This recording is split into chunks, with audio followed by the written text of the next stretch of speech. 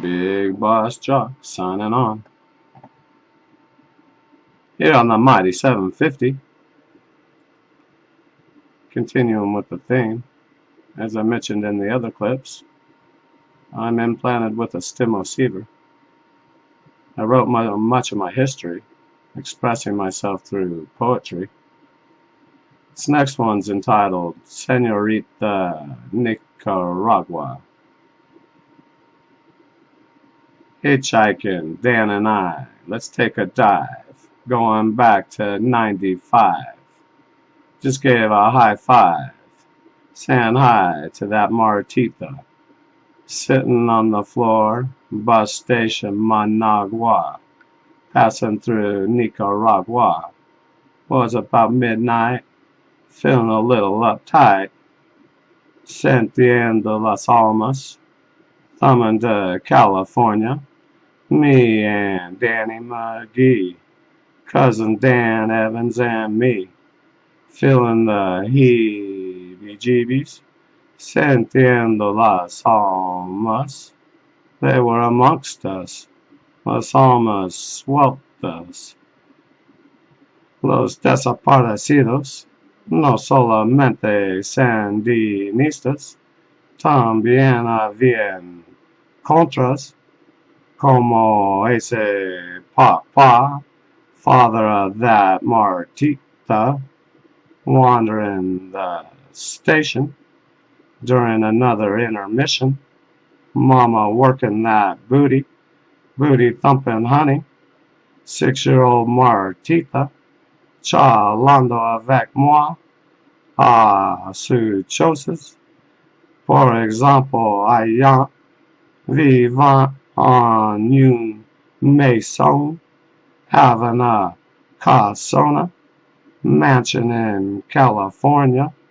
Ella était invitée moi, nager ce soir. Cuando ella arriveré, llegando a mi estado, hogar del gringo, Yankee Gringolandia, donde existe Disneylandia, viviendo la leyenda y mito, el sueño Yankee americano, being me in the know, Martita, who is a Goldie Fox, and curly Goldilocks, never was gonna get far. Mama done left in another car. Martita knocked on her butt, left a bag off another tourist. Yankee Sam murdered her father, was just another contractor, fighting for Yankee Sam's pay, trying to make it another day. Contractista, back in '89, got hit by that Sandinista AK. Ever since that time, Martita's entire future directed by that ravenous vulture. Some call it an eagle, many see it as regal. Eagle with its talons, Yankee Sam in his high talons, pimping big tranny man Sam, pimping their democracy all they can. Talons ripping the lifeblood, those who dare to be bold, standing up choosing to fight, instead of on their knees begging to the pimp Yankee Sam, Yankee capitalist democracy. Yankee Sam pimps the whole roll. Whole roll is Yankee Sam's to own. Time to stand up fighting instead of kneeling and begging. Every day a fight to survive, allowing for the Martitas have some esperanza other than the night moves being another Yankee Sam's hookers. That was back in '95, hitchhiked from Huanchaco, Peru, Trujillo to, that's where the highway is. I guess it originated the journey in Huanchaco.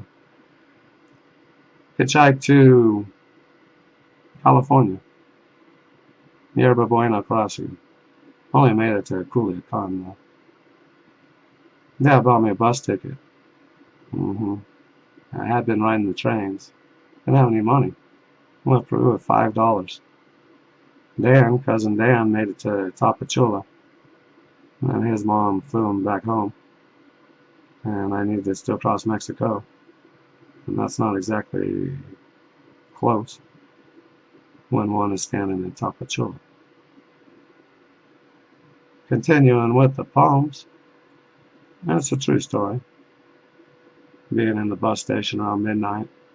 Later on, about a half hour after that conversation, Dan and I had met a couple Hondureños.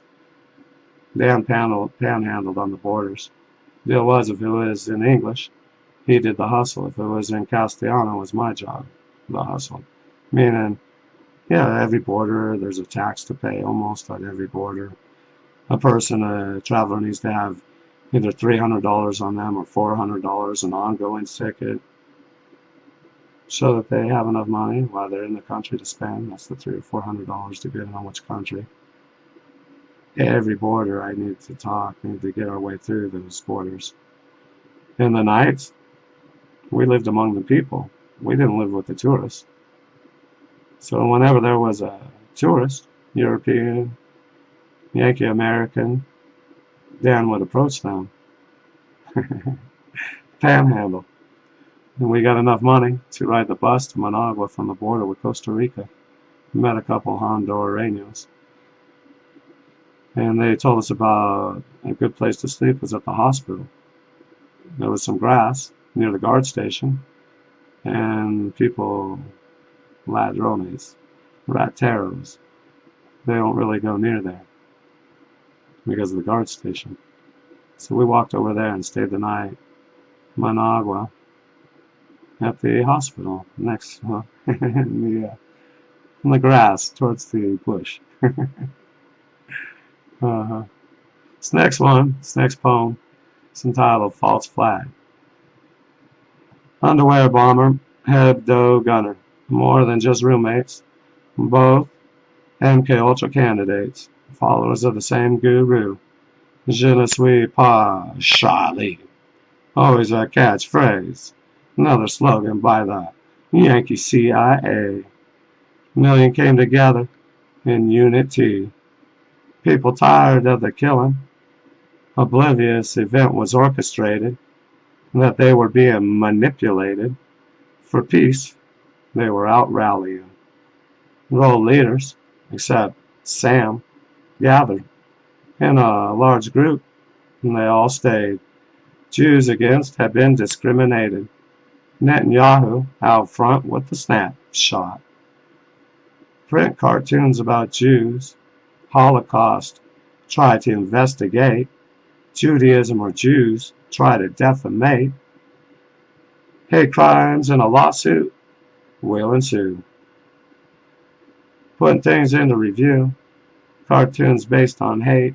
Tensions made to inflammate. Tactics that Hitler used.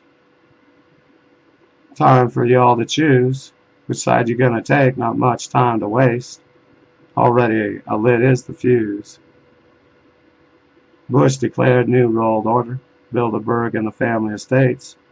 Zion is MK Ultra Nazi American made. Their global reign is about over. Yankee imperialist American empire. Yankee America should be noted.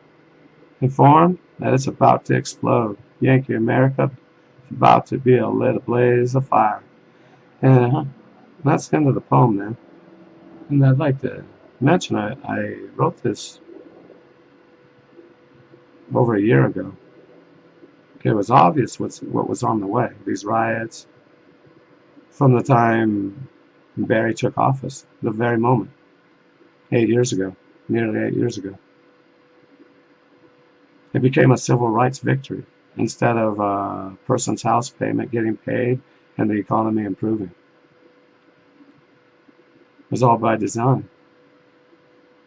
And I would imagine many Caucasians right now, if they could think back to that first Barry victory, right there, within a minute, the seconds, they turned it on.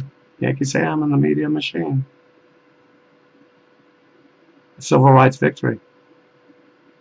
Is that what and without the Caucasian vote, Barry could have never been chosen to be at the podium. Caucasians, were you aware that you were voting for a civil rights moment? I don't believe so. Have quite a memory. It was for house payments getting paid, economy improving, Guantanamo closing, pulling out of Iraq. Barry's pre-campaign speech, that's where I am on the ticker, pre-campaign speech in front of AIPAC, he said he would war like no other. He would not be weak like 43, Porgy, not 41, don't want to insult anyone. That's Yellow Belly, his dad. 41. 43 is Porgy. Barry said he would not be weak like Porgy. He would have already been long gone out of Iraq and been hitting Iran. Started World War III. He wouldn't be clowning around like weak Porgy. And everyone else, I think it was during the thing of that day, and everyone else had to buy the turkey and talk peace. Said Mr. Peace is running. Look at him. Watch another clip. Look at the pre-campaign speech in front of AIPAC. Big Boss Jock signing off.